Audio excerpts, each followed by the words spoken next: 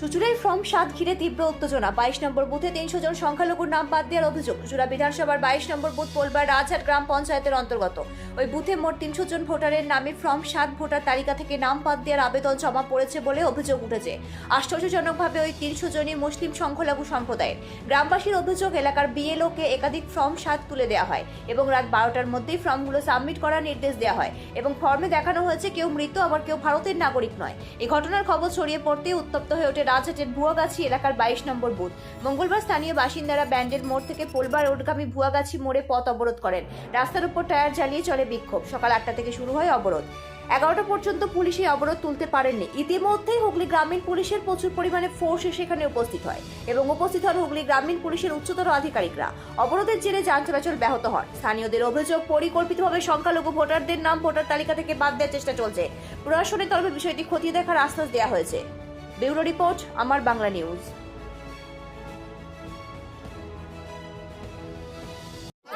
হাজারে হাজারে ফর্ম জমা 7 নম্বর ফর্ম জমা দিয়েছেন এবং সেই ফর্ম বিভিন্ন জেনুইন ভোটারের নামে জমা হয়েছে এবং গতকাল পর্যন্ত আজ পর্যন্ত বিএলওদের ওপরে একাধিকবার প্রেসার ক্রিয়েট করা হচ্ছে ওই ফর্মগুলোকে অ্যাকসেপ্ট করার জন্য এবং সেগুলো অনলাইন আপডেট করার জন্য।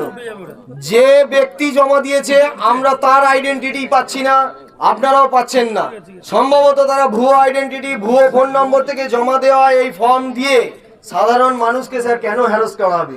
যদি তাদের আইডেন্টিটি সঠিক না থাকে তাহলে সেই ফর্মগুলোর উপরে কেন অ্যাকশন নেওয়া হবে? সাধারণ মানুষের জিজ্ঞাসা এখানেই। আপনারাও নিশ্চয়ই সেই একই কথা বলতে চাইছেন।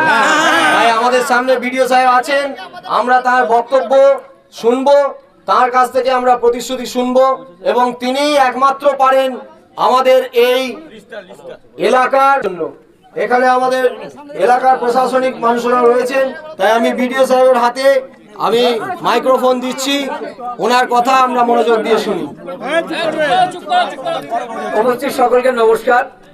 আপনারা জানেন বর্তমান সারা রাজ্যব্যাপী এসআই প্রক্রিয়া চলছে। এসআইআর প্রক্রিয়ার মাধ্যমে আমরা বিএলও তাদের সঙ্গে আমরা ভালোভাবে মিটিং করেছি। তাদের বলেছিলাম যে তালিকাগুলো আমরা পরদিনে ম্যাপিং করতে পারি তারা থাকে না, তাদের সবাইকে আমরা বলেছিলাম আপনারা বলুন এবং বিএলওদের বলা ছিল তাদের যদি কোনো আপত্তি থাকে তারা যেন কনসার্ন বিএলওকে দেবেন। কিন্তু আমাদের অফিসে কোনো বিএলওর কাছে অথবা কোনো অফিসে কোনো 7 নম্বর ফর্ম আমাদের জমা পড়েনি। যেটা পড়েছে হচ্ছে কি আমাদের ঊর্ধ্বতন কর্তৃপক্ষ সেই লেভেলেই ইয়ারও লেভেলে ফর্ম জমা পড়েছে এবং আমরা জানতে পারলাম গতকাল আমরা কিছু ফর্ম আমরা পেয়েছি।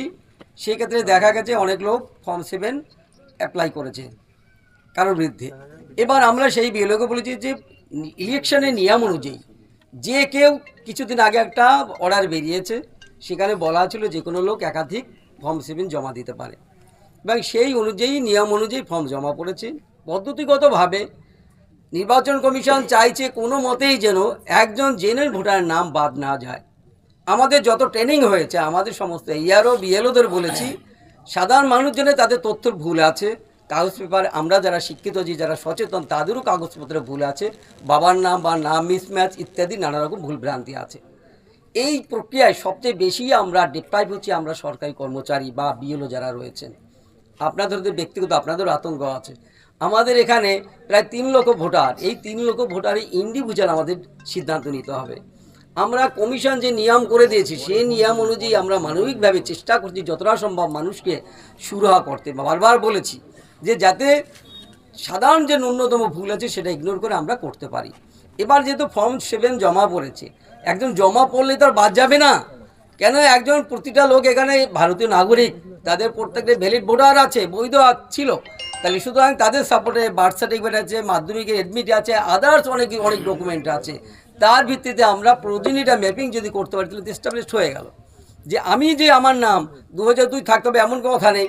আমার বাবা মা হতে পারে, আমার দাদু দিদা নানা নানি ইত্যাদি রিলেশন, বা যদি 87 আগে যে আপনারা জানেন তার আগে যদি মাধ্যমিকের অ্যাডমিট যে কোনো একটা ডকুমেন্ট, মাধ্যমিকের অ্যাডমিট অথবা ইত্যাদি যে ডকুমেন্টগুলো আছে বা বার্থ সার্টিফিকেট, এই একটা বার্থ সার্টিফিকেট ডকুমেন্ট থাকলে তার বাবা মার নাম থাকাও লাগবে না। এই একটা বার্থ সার্টিফিকেট ডকুমেন্টে তার নামটা কিন্তু এলিজিবল হয়ে যাবে কমিশন যে ক্রাইটেরিয়া দিয়েছে।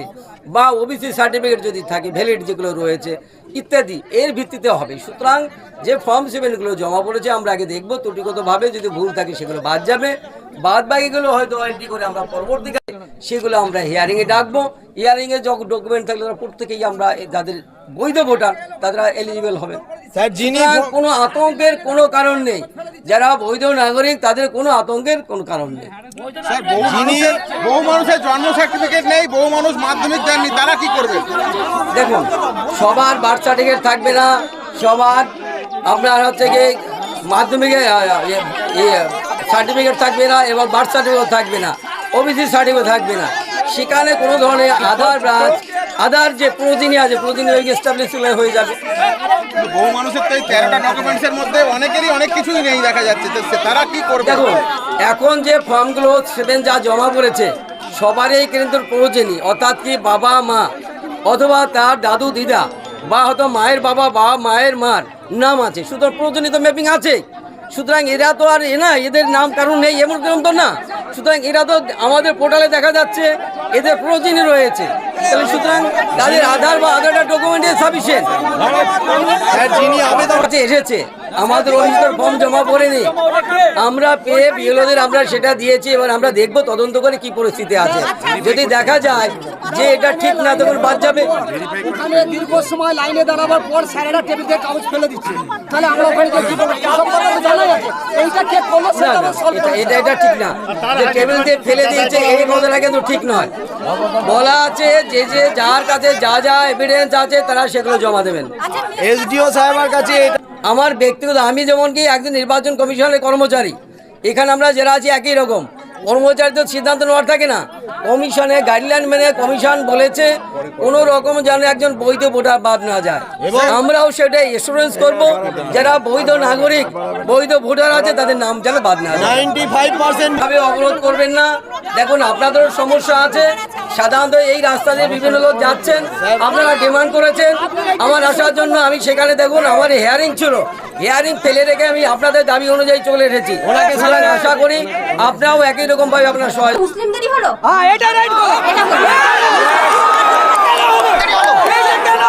মিসম্যাচ বলি। দেখুন, সব সম্প্রদায়ের মধ্যে রয়েছে আদিবাসী,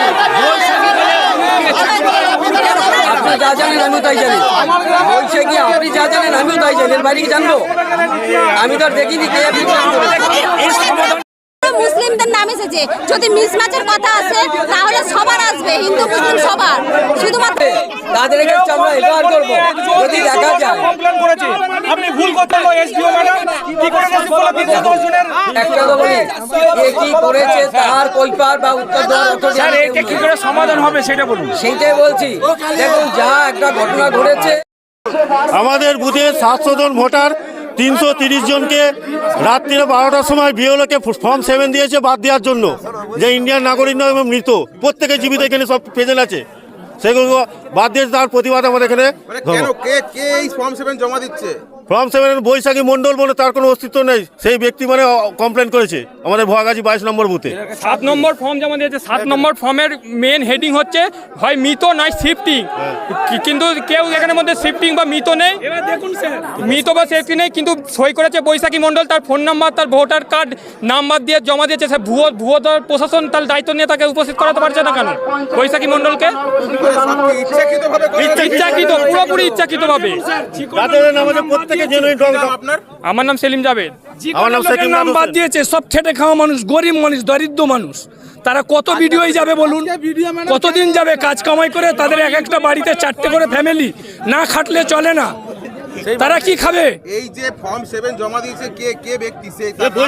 বৈশাখী মণ্ডল কালকে রাত 12টার মধ্যে বলেছে অল ডিলিট করে দিন সব, বিএলওর দেখারে চাপ দিয়েছে।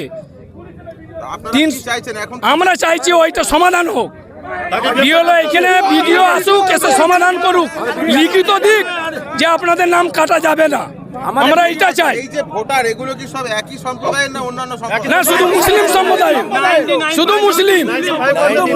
5% অন্যান্য ধর্ম আছে। 360 জনকে বাদ দিয়েছে। কি নাম আপনার? শেখ সাজিদ রহমান।